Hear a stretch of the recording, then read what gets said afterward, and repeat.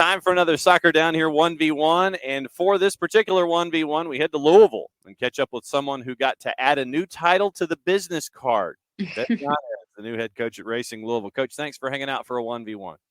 Thank you so much for having me. I'm excited to chat today. All right, so let me go back through the thought process for you. How long have you thought about being a head coach, regardless of where it was? Because there are times as assistants we sit there and it's like, yeah, okay, I want to be an assistant, still be an assistant. How long was it in your brain before you got the interest in the Racing Louisville job that you're like, yeah, I think I'm ready? Yeah, I don't think it's ever been a thing that's necessarily been on my brain of a certain time frame or a certain opportunity, this type of thing. I think it's always been my journey will take me wherever my journey is supposed to take me, as long as I'm doing everything I can to develop as an assistant coach at some point when it presents itself. I feel like I'll be ready. And so it's never been in 4 years, I want to be a head coach, or it's never been that specifically. It's just always been given everything I can in my current role to learn as much as possible. And then obviously when the opportunity presented itself to go through this process, I was incredibly excited just because I have a lot of respect for the group and I think very highly of the group. And here I am, incredibly grateful to be in this role and incredibly excited for the 2024 season to kick off. What was that last piece of learning that you think you needed, even though you're still learning constantly? And I understand that as a coach, you're still learning.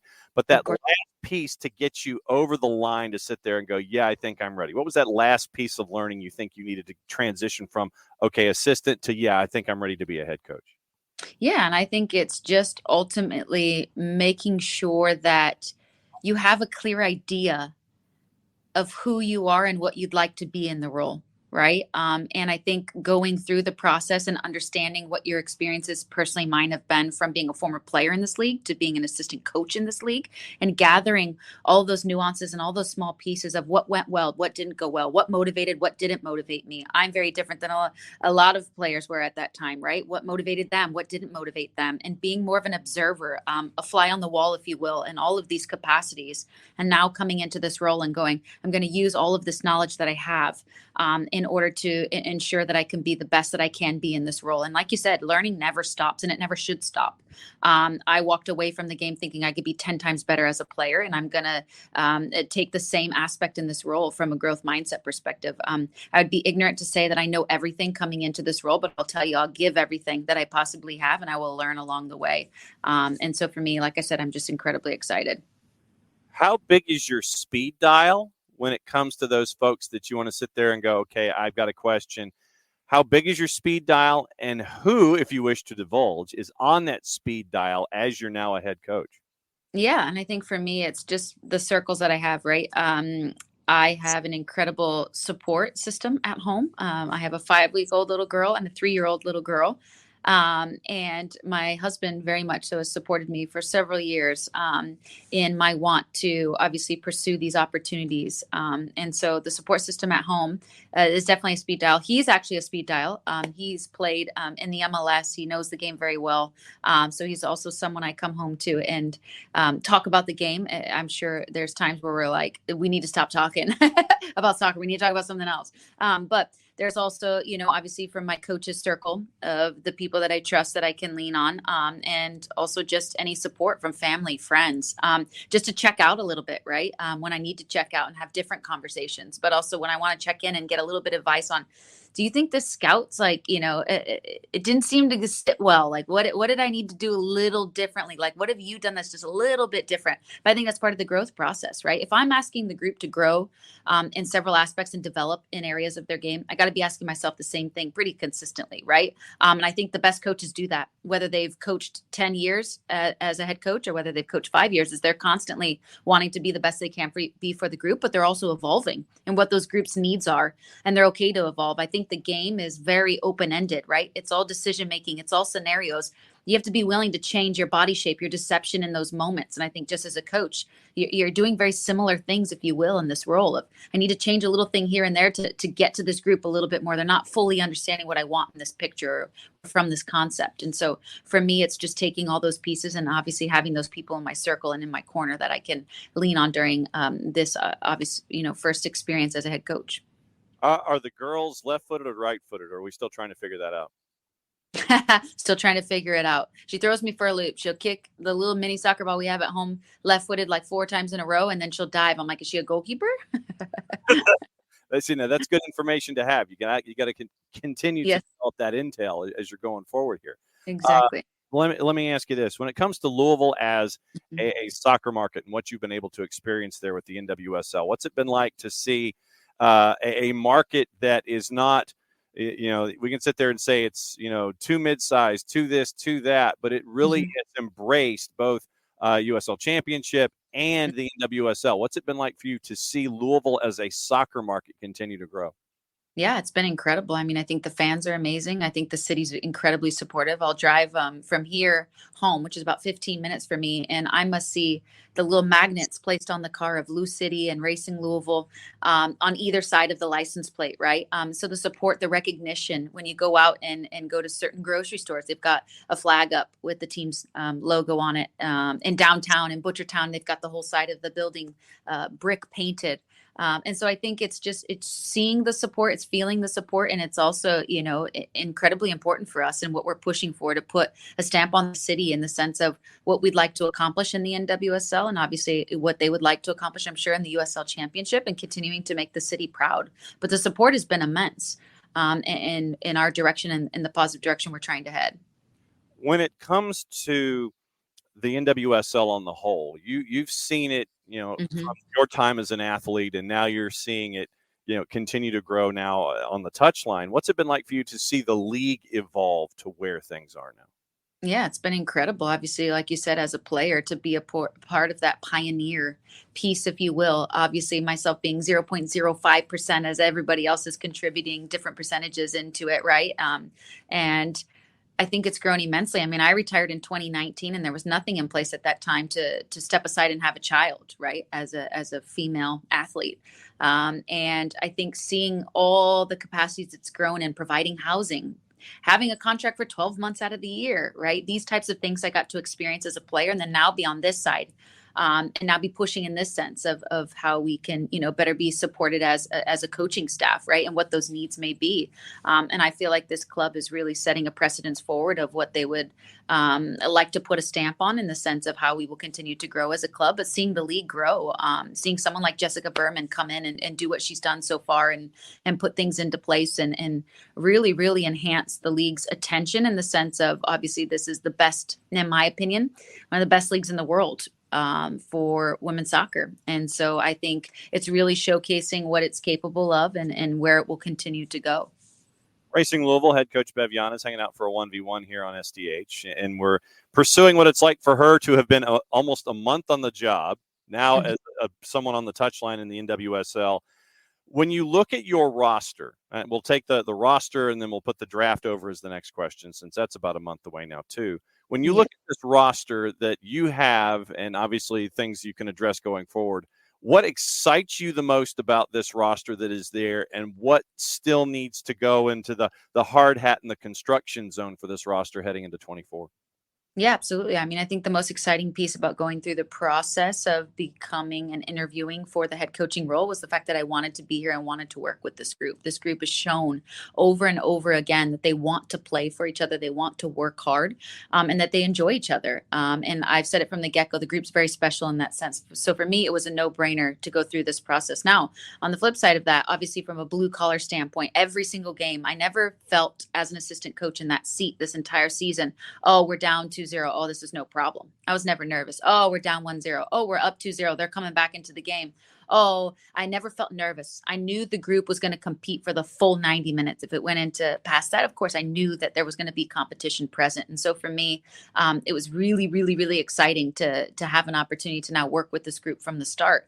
I think for me, putting the hard hat on, if you will, like you said, I am the artist in the sense of there's a bunch of paint in front of me and I have a blank canvas, and finding those pieces that balance and complement the other players, that bring something a little bit different to the environment. Now I'm starting to paint this off-season picture, if you will, of what my projections are, hopefully come 2024, of how the group will play, our identity and how we'll play, but what are the pieces around it? How does this player complement this player? If we bring another player into this environment, how will it complement the environment? Now, I'm not only looking at the field itself, I'm looking at the locker room as well, because there's been a huge compliment in that sense all season in regards to how collective they've been and how aligned they've been. And so I think for me, it's finding those little pieces where I'd like to add specifics into positions and what they'll bring into the environment. I think now I'm just starting to work out what that painting looks like. And obviously behind the scenes stuff that we can't talk to you guys about, we've been working on what addition, I know, shocker, right? What additional pieces will be, what they will look like, who they will be, right? But I think it's finding players that we fully believe will enhance our environment. And it's on multiple capacities, right? Within the identity and the style of play that we're looking for. So, since you went there and mentioned paint, are you more of a Picasso, or are you a Dali? Are you impressionist? Are you neo-cubist? How would you describe your style when it comes to paint? Are you avant-garde, or are you traditional when it comes to, say, things we go wandering into? We go wandering into Yes. the Racing Louisville Art Gallery. Yes. We see a painting by Bev Yanez. How would you describe your style? I would describe my style to be very simple but very colorful. Okay. Yes. So that seems very Picasso-y Yes. when it comes to Yeah. something like Very that. simple, like providing framework. And this is my style in general, right? Providing framework, but allowing that creativity within the framework, allowing them to be bright and colorful and all of those in those pieces, but very simple and what the expectations are from the group. So I think that's definitely how I would paint it. So then when it comes to coaches as reference points, who would you sit there and say, okay, for those that want to go, deep diving down YouTube and look at things stylistically, who are those coaches that you've looked at and said, yeah, okay, I can take something from this person, and this person, and turn that into my personal painting? Yeah, absolutely. And I think obviously you can go down the line with obviously who I know personally and those coaches and the influences that they've had, but I'm a huge Pep fan, right? You look at them and you see them just enjoy the game. You see them read the moments. You see them understand the scenarios. You see them reading space. You see them just the fluidity and the creativity, both defensively, right? When they have an opportunity higher up the pitch, what they look like behind the ball, what their shape behind the ball is. It's very creative in the sense of we want to regain this as quickly as possible, but we're also putting ourselves in a scenario where a fullback can invert in this moment. A six can drop out as a fullback. Like there's so much fluidity in what the expectations are because they all understand what is supposed to be done in that moment. And they've been put through those scenarios so consistently. And that's definitely my style is how quickly can we put them in as many scenarios as possible and be challenging Monday through Friday with what the space looks like, what the timing, what the distance. This is the game. These are the scenarios. Put them in them as many opportunities as possible so that on the weekend it becomes a little bit more comfortable when they're in those scenarios of what the execution looks like, where the pressure's coming from. And I think for me, he's been a huge influence of, whether I'm watching his interviews, whether I'm watching the way that he trains, whether I'm watching what his game plan is, what he's tweaked depending on who he's playing against, but still has a way to identify who they are. It's incredible. It's incredible. And you can't help but continue to read and continue to hope to understand how that brain works of his. Yeah. And at the same time, you've got to have either courage or confidence or a combination of both from the players that you put out there on a daily basis. And especially in a game day where they understand it's okay to express yourself within the framework. Yes. When we put the graphic up and it looks like a 4-3-3, yeah, that's just for television. Yeah. But that doesn't represent how things are going to be in a game state. Absolutely. Absolutely. And then it's the nuances of that, right? If we're playing the way that we want to play, but unfortunately we're down at this point, right? What are the adjustments in that sense? Keep saying, obviously stay with what we're doing, right? And understand that this is going to flourish. But in this little piece, we're off slightly. We're off slightly just with how quickly we're coming across to weak side defend in these moments. And because we're off slightly, they're getting out. And in our moments, we said specifically, this is what we wanted, right? And so it's just those pieces of balancing what our identity looks like and also obviously what their threats are from an opponent perspective. Draft's coming up. It's a little less than a Yes. month. And when it comes to homework, how much homework are you and the staff doing to be as prepared as you can be for those selections that are going to be on the board? Yeah, absolutely. I mean, we've been doing homework for a long time here. We've been prepping since in season for this, and big shout out to our goalkeeper coach Sergio Gonzalez, who's really taken charge of the draft very early on, organizing specific players to watch. We've dove into obviously what we feel our needs are and how those needs could possibly change here with a few players here and there.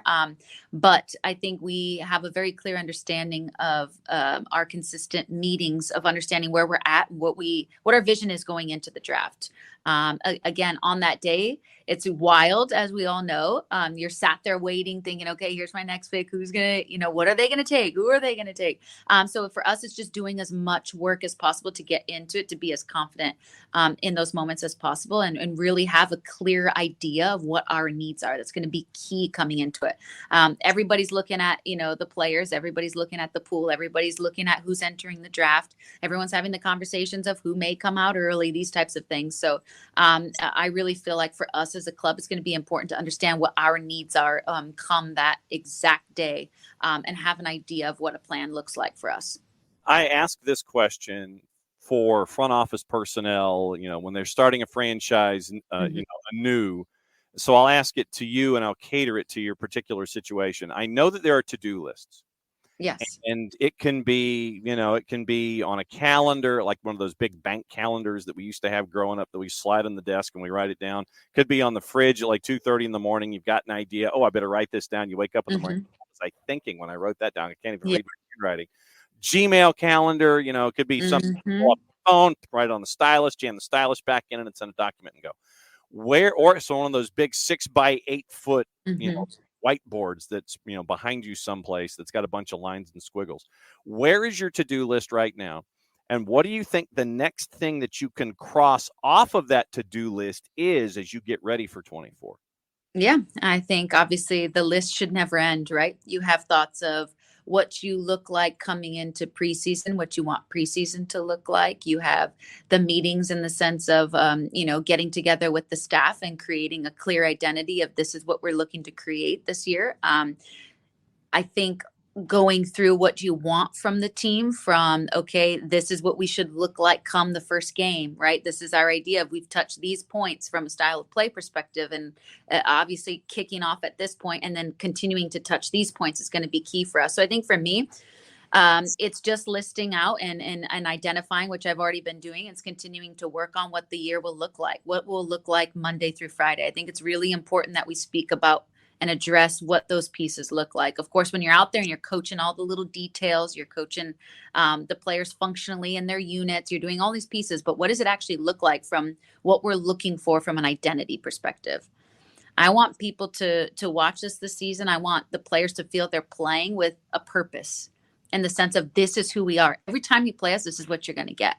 And I think it's really important that we layer in that information as simple as possible, because we have to understand and comprehend that athletes take things very visually, right? They're very visual learners. And I think it's taking the pieces little by little. It's not overwhelming. It's finding that fine balance of what that information looks like, the cadence and flow to that information, just as there's a cadence and a flow to the trainings and a cadence and a flow to the games. So I think it's, for me, just identifying all those pieces. And obviously I've been working on it massively for several weeks now, what that looks like.